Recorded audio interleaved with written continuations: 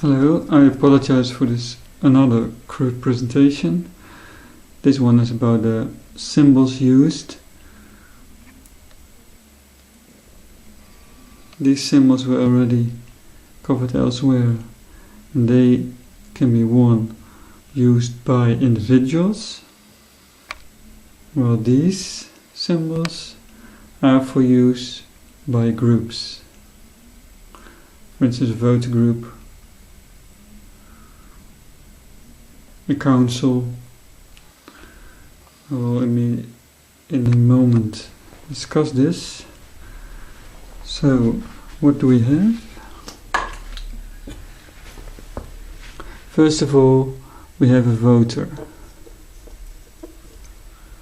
A voter is someone who is properly enrolled in a voter group.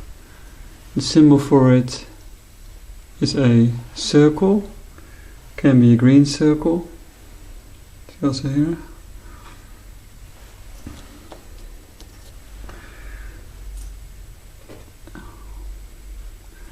Then we have someone who runs the elections, it's generally called a housekeeper in this system.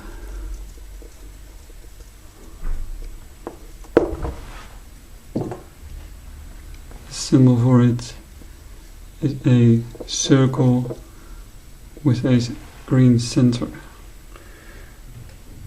Don't have to use these colors, but could. It's not color dependent. Then we have a delegate. They run an election. 50% in the voter group, they decide on a housekeeper and then run an election. This yields a delegate.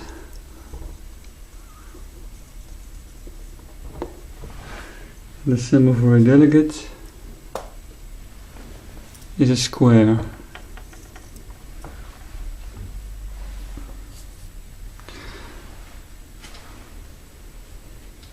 So this is the individual delegate. Then we have the delegates elect a chairperson or housekeeper. Let's call it chairperson to differentiate.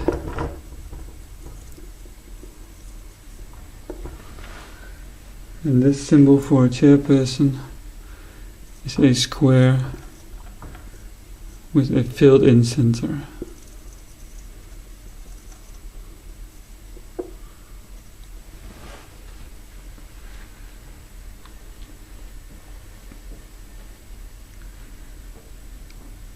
Then the delegates can regroup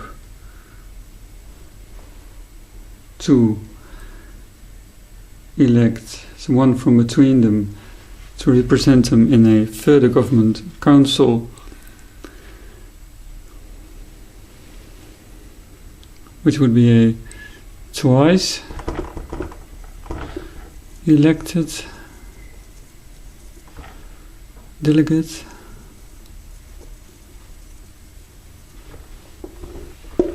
So this is a delegate elected by a voter group, then by a group of delegates, which may or may not have any relations with the council they are in, of councils they are in, and the symbol for this is a cross, two beams, blue.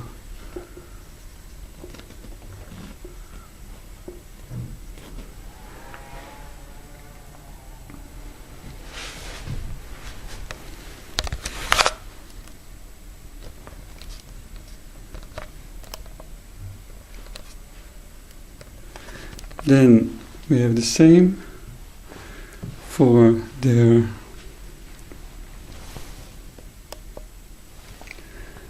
chairperson.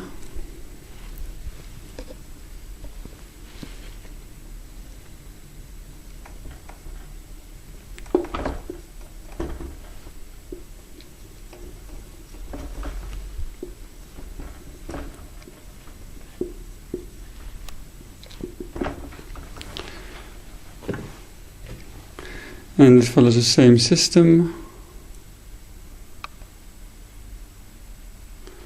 of two beams with a center.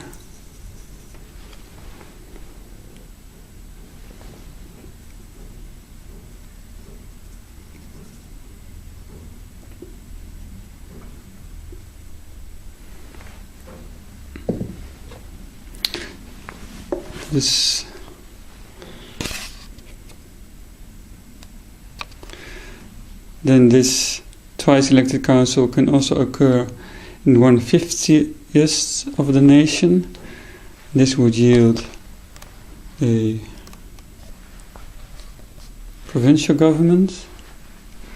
The delegates of that system are also twice elected, but not in a city or village, but on the 50th of the nation. So they are part of the 1/50th. It's called the county delegate, often called a provincial delegate, usually in this system.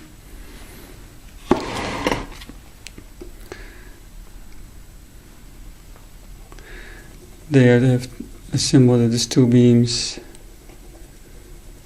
with a center across it.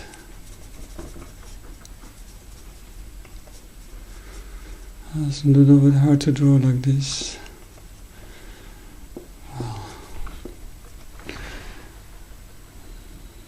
Oh, wait a minute. This would be the chairperson. So you get the idea, I think. Two beams. Boy. Two beams.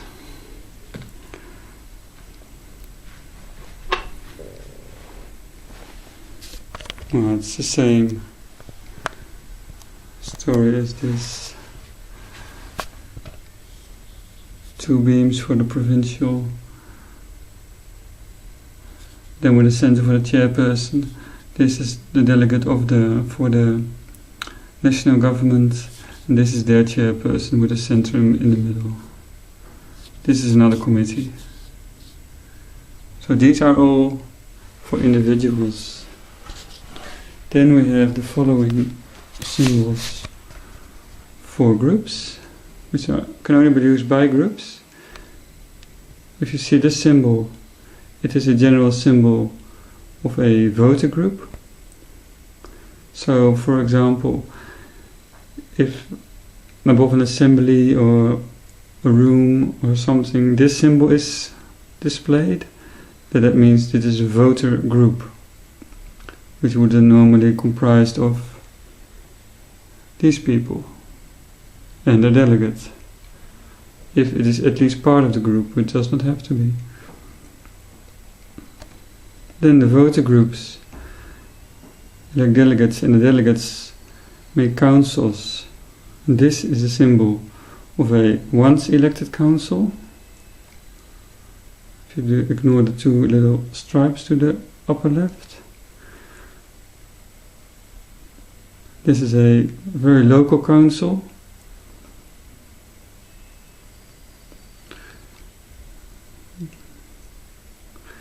Then this is a group of delegates. It's a little bit similar to a voter group, but it is a delegates voter group. And they elect a delegate for a twice elected council. And then we have the symbol, general symbol for any twice elected council. And it's here. Twice elected council. So this can be used by a city council, village council, if it is a large village which requires a twice elected council. Or the national council is also twice elected. This is an alternative. With little circles in the star.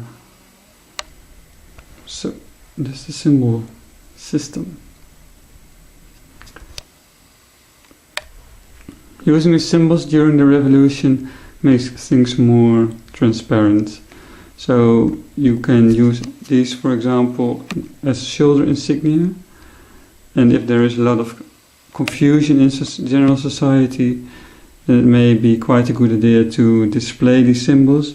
For example, if a delegate were to recognizable as a delegate, perhaps only in the area where he is elected, he or she, then this could cause people to more easily get their opinions into the government. Can also be used as a way to propagandize the system. To say, well, we agree with this, we are part of this. And as an invitation to join into the system.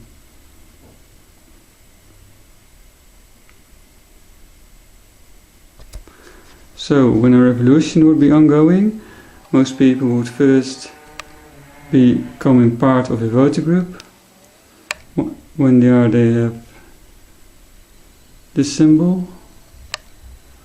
They elect a housekeeper.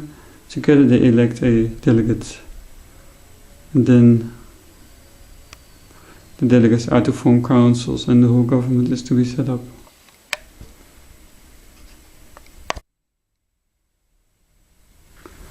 One more thing.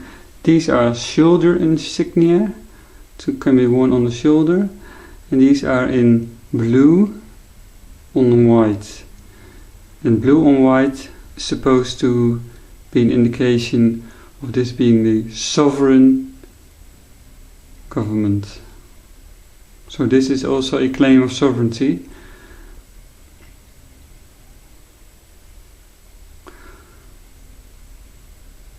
Or at least being a government which can ultimately make a claim toward the sovereignty.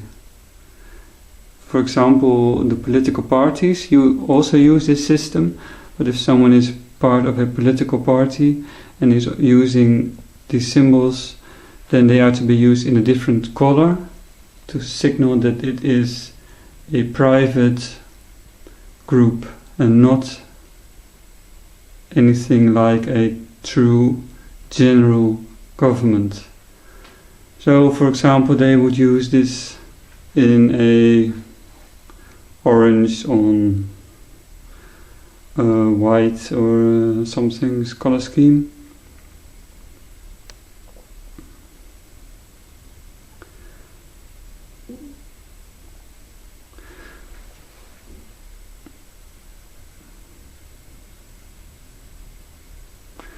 Originally, these were the shoulder insignia in a simplified two color scheme, and these were chest insignia, which we had color to them.